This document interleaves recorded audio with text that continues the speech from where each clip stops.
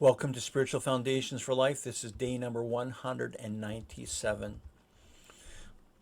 Some people linger over wine, according to Proverbs chapter 23, verse 30, because they want to get rid of their inhibitions so they can enjoy themselves. Others turn to alcohol and drugs as a mean of coping. Some rely on chemicals to give them some relief from their physical and emotional pain. Whenever they feel the pain, they just reach for the pills. I want to talk about the addiction cycle.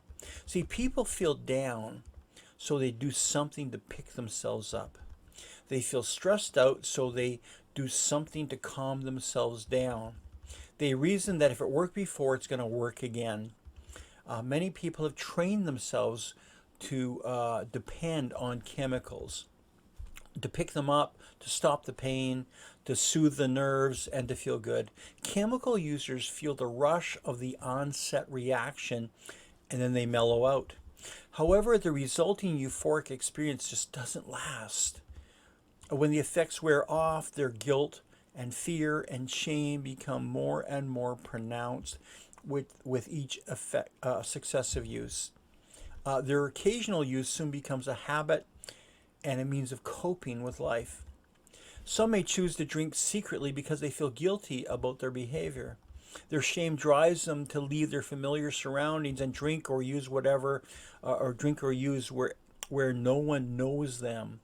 Over time, it takes more and more alcohol or a greater fix to reach the original high, and with the habit comes a greater tolerance for the drug of choice. Greater consumption will never get users back to their first euphoric experience. The lows keep getting lower and lower, and when the effects of the drug wear off, no matter what drug they try or how they use it, it's never enough. For chemical addicts, a loss of control robs them of their ability to live responsible lives. Financial problems develop as they struggle to support their habit.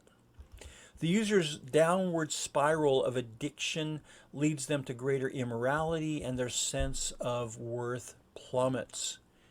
They begin to experience themselves as disgusting. Their eating and grooming habits deteriorate, as does their health. The vast majority of chemical abusers are also sexually addicted, and most recovery programs won't deal with that issue at all. And so they withdraw socially because they do not want their weakness to be seen. They fear being publicly humiliated or exposed. Often, users become paranoid about people looking at them or talking about them, and they have no mental peace. Condemning thoughts haunt them day and night. They begin even to hallucinate, as it says in Proverbs chapter 23, verse 33. The only way for them to silence the voice is to continue drinking or continue using chemicals, drugs. King Solomon describes the numbness of those who hit rock bottom. In Proverbs chapter 23, verse 35, he says, "They hit me, you will say, but I'm not hurt. They beat me, but I don't feel it. When will I wake up so I can find another drink?" See, those who think that they can stop drinking or using can only prove it to themselves by actually stopping the behavior. If they find they can't stop, then they know that they need a power greater than themselves. And that's why admitting that we have a problem is the first step in overcoming any addiction. In Christ, we have power over sin, and He alone has the capacity to meet all of our needs.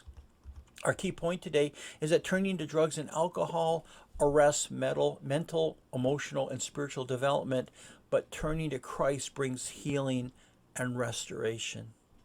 Our key verse today, Proverbs 20, verse 1, "Wine is a mocker and beer a brawler.